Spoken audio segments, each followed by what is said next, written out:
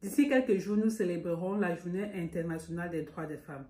Depuis le début du mois de mars, les événements, les conférences et la publicité sur ce thème s'affichent un peu partout sur l'espace public ainsi que sur les réseaux sociaux. Tout cela est très bien pour alerter sur les questions autour de la place des femmes et de leurs droits dans la société. Mais de manière générale, qu'en est-il après le 8 mars? C'est la question que chacun devrait se poser.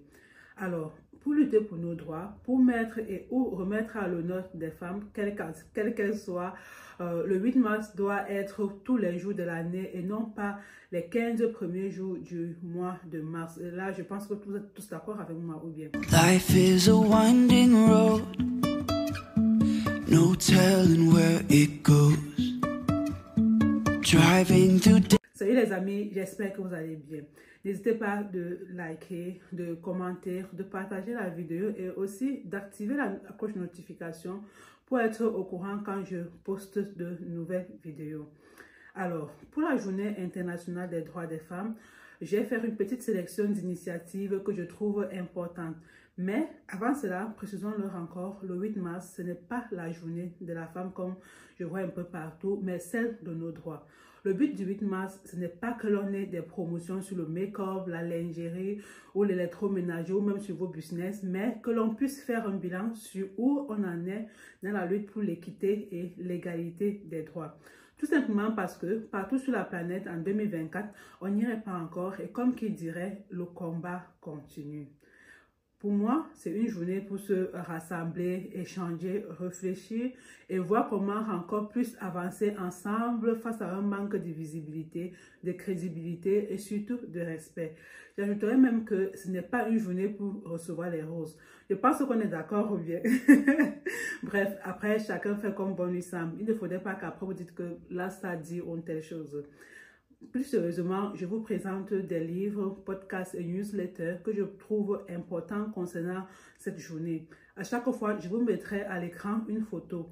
On va donc commencer par le livre de Axel Jadike, un livre que j'ai beaucoup aimé lire. Alors, victime de violences sexuelles et éducatives dans son enfance, Axel Jadike raconte sa résilience et les chemins qui l'ont conduit à devenir une femme qui compte parmi les femmes féministes noires. C'est en fait un livre qui marque, qui bouleverse, qui prouve que le vécu d'une seule femme peut résonner chez de nombreuses femmes. Elle a aussi un podcast autant pour moi qui s'appelle Me, My, Sex and I. Et en écoutant ce podcast, on entre dans la vie des femmes noires par une toute petite porte qu'habituellement on trouve un nouveau rarement qui s'appelle l'intime. Ensuite, on a Je te crois, qui est un podcast en plusieurs épisodes dans lesquels une femme, Rachida, raconte les mécanismes de l'emprise, de la violence conjugale et de comment elle a réussi à s'en sortir pour aider d'autres femmes victimes. Je trouve que le podcast est très bien réalisé car il aborde divers aspects avec des intervenantes qualifiées. Bref, Rachida va nous amener à rencontrer ceux qui l'ont cru justement, ceux qui lui ont tendu la main, ceux qu'elle a dû confronter aussi. Et je trouve que c'est un podcast que je vous recommande vraiment d'écouter et croyez-moi, vous ne serez pas déçus, soyez-en sûrs. À présent, parlons de la série Je pourrais te détruire. Cette mini-série n'est pas qu'un simple divertissement, c'est un documentaire qui aborde les violences sexuelles dans les différentes formes qu'elles peuvent prendre. Elle parle également de l'importance de la sororité et du poids des traumas intergénérationnels. En fait, la série apparaît comme nécessaire tant elle montre de façon décomplexée le quotidien des individus racisés et la réalité des violences psychiques éprouvées par les victimes d'agressions sexuelles. Et maintenant, si on parlait des Glorieuses, c'est en fait une newsletter féministe créée en 2015 qui fait la promotion de l'égalité totale entre les hommes et les femmes. Chaque semaine, les Glorieuses abordent différentes thématiques telles que les discriminations de genre, le post-féminisme, les inégalités salariales, la littérature, la culture ou la sexualité. Mais les Glorieuses forment également une communauté de plus de 300 adhérents qui organise régulièrement des rencontres et événements autour du combat féministe. C'est intéressant, n'est-ce pas?